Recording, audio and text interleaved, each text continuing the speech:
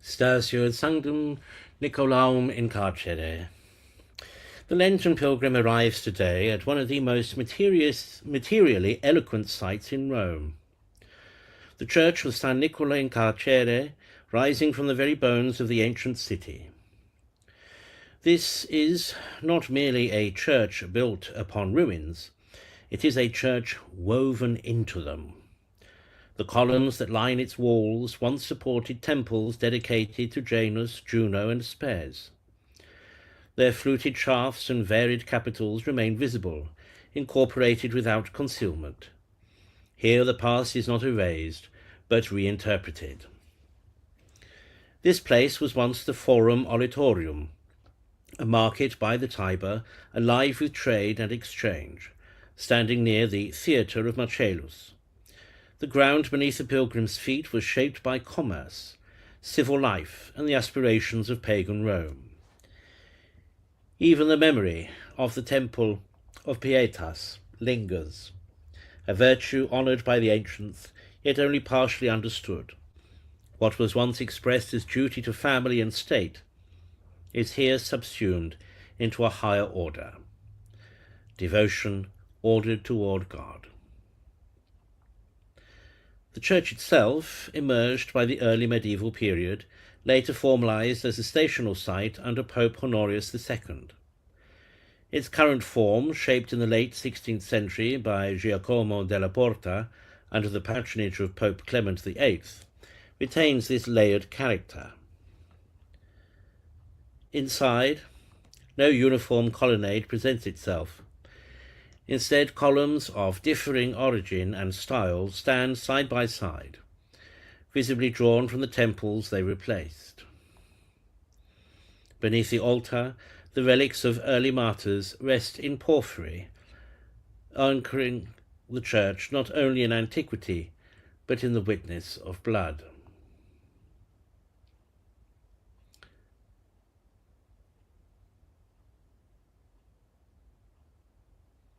The dedication to St. Nicholas reflects the presence of the Greek Christian community in Rome and introduces a second layer of meaning. Nicholas, Bishop of Myra, became renowned throughout Christendom as a defender of the innocent, a patron of the poor, and above all an intercessor for those unjustly condemned. His association with prisoners gives particular resonance to the title in Carcere. Whether or not a formal prison stood precisely on this site, the tradition persisted because it corresponded to the deeper identity of the place, a location marked by judgment, confinement, and the hope of deliverance.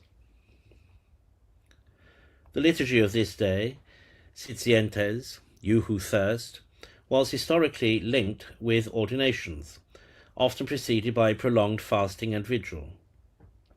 It is not difficult to see why this station was chosen. In a place once defined by transaction,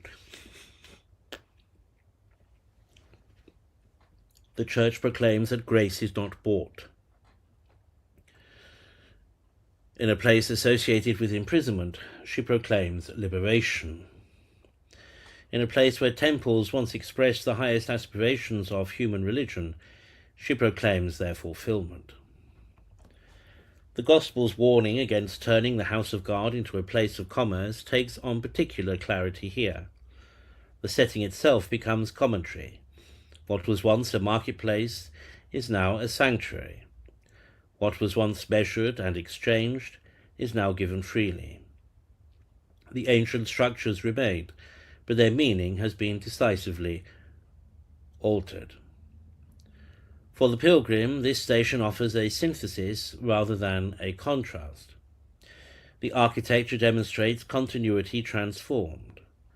Columns remain, but their purpose is changed. Virtues persist, but are elevated. Memory is retained, but reinterpreted. Even the story associated with this site, the Caritas Romana, in which a daughter sustains her imprisoned mother, echoes faintly within the Christian order now fulfilled in a charity that gives life not temporarily, but eternally. Thus, San Nicola in Carcere stands as a material catechesis. It presents in stone and space the logic of Lent itself. Not destruction, but reordering. Not abandonment of the past, but its conversion. The pilgrim does not leave the world behind, but sees it taken up, purified, and directed towards its true end. And so the ancient call of the liturgy finds its proper setting here. Sitientes, venite ad aquas.